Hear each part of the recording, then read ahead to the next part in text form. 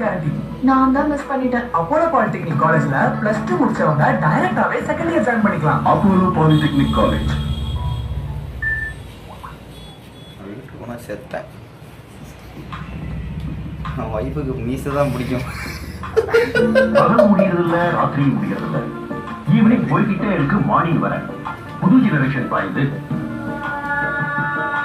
எல்லாருமே ஜெனரேஷன் நண்பர்கள் தான், செம்ம ஜாலி சவாரி. கையில உழைப்ப குஷியா மாத்திரவங்க தான் வாய்ஸ்.